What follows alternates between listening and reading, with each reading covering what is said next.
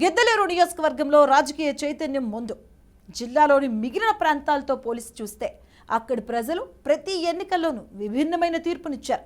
ఎక్కువసార్లు మార్పుకే అక్కడ ఓటర్లు కట్టం పడుతున్నారు. ఇక హస్తం హవా ఉన్నా మరొకరు గెలిచారు. ఇక ఈ ఎన్నికల్లో మాత్రం ఒకరేమో నేను అందరివాడిని అంటున్నారు, మరొకరేమో చంటిగాడు లోకల్ అంటున్నారు. ఇంతకీ ఓటరు తీర్పు ఎలా ఉండబోతుంది?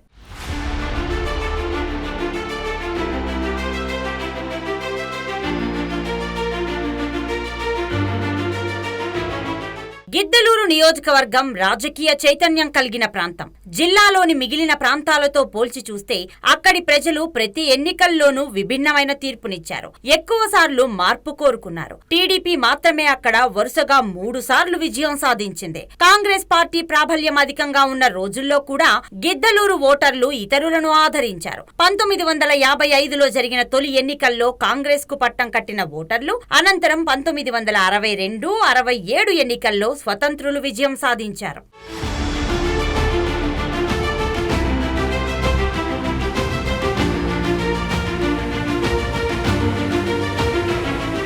టీడీపీ ఆవిర్భావం నుంచి ఇప్పటి వరకు 4 సార్లు ఆ పార్టీ అభ్యర్థులు గెలుపొందారు. 1983లో ముడియం పీరారెడ్డి, 1994లో పిడతల రాంభూపాల్ రెడ్డి, 1999లో పిడతల విజయ్ కుమార్ రెడ్డి విజయం సాధించారు. విజయ్ కుమార్ రెడ్డి ఆకస్మిక మరణంతో 2001లో జరిగిన ఉప ఎన్నికల్లో ఆయన సతీమణి పిడతల సాయి కల్పనారెడ్డి టీడీపీ తరపున గెలుపొందారు. అయితే గత 3 పర్యాయాలు జరిగిన ఎన్నికల్లో ఓటర్లు విభిన్నమైన తీర్పునిచ్చారు. 2004లో కాంగ్రెస్ వైపు నిలిచిన వారు 2009లో ప్రజారాజ్యం పార్టీ తరపున పోటీ చేసిన అన్నా రాంబాబును గెలిపించారు. 2014 ఎన్నికల్లో వైసీపీ తరపున పోటీ చేసిన అశోక్ రెడ్డికి మద్దతుగా నిలిచారు. అనంతరం ఆయన టీడీపీలో చేరారు. 2019లో జరిగిన ఎన్నికల్లో వైసీపీ తరపున పోటీ చేసిన అన్నా రాంబాబు రాష్ట్రంలోనే 2వ అత్యధిక మెజారిటీతో అశోక్ రెడ్డిపై గెలిచారు. 2024 ఎన్నికల్లో టీడీపీ నుండి ముత్తముల అశోక్ రెడ్డి, వైసీపీ నుండి కుందూరు నాగార్జునారెడ్డి బరిలో ఉన్నారు.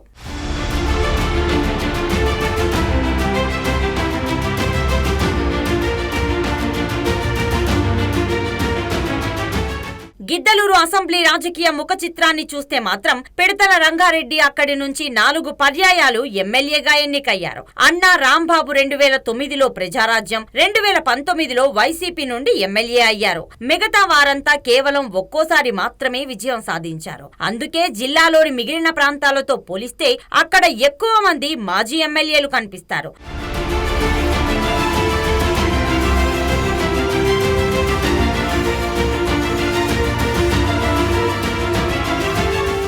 ప్రస్తుతం 2024 ఎన్నికల్లో టీడీపీ, జనసేన, బీజేపీ తరపున ఉమ్మడి అభ్యర్థిగా మాజీ శాసనసభ్యులు ముత్తముల అశోక్ రెడ్డి, వైసీపీ నుంచి మార్కాపురం శాసనసభ్యులు కుందూరు నాగార్జునారెడ్డి పోటీలో ఉన్నారు. మాజీ శాసనసభ్యులు ముత్తముల అశోక్ రెడ్డి ఒక దఫా గిద్దలూరు పరిపాలించిన అనుభవం ఉంది. ఆయన పరిపాలనా కాలంలో కుల మతాలకు అతీతంగా ప్రజలకు అందించిన సంక్షేమ పథకాలు, తాను స్థానికుడని అన్ని సామాజిక వర్గాల మద్దతు తనకే ఉందన్నారు.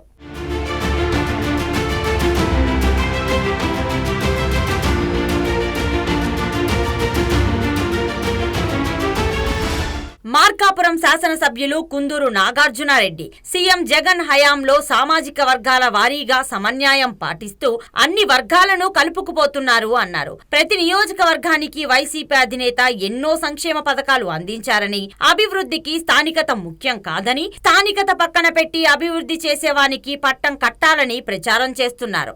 ఏది ఏమైనా సరే గిద్దలూరు ప్రజలు 2024 ఎన్నికల్లో ఎవరికి పట్టం కడతారో తెలుసుకోవాలంటే మరికొన్ని రోజులు వేచి చూడాల్సిందే.